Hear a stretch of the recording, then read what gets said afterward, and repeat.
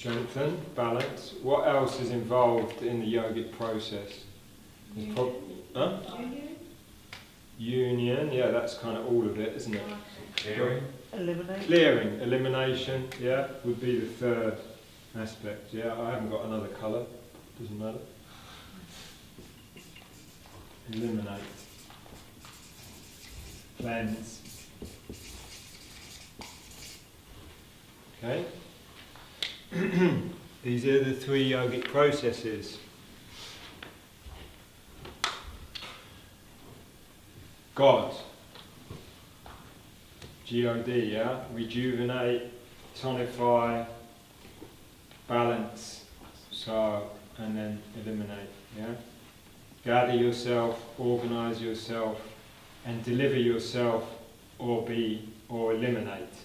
It's the same thing. You know, it's the finishing process. Destruction or deliberation.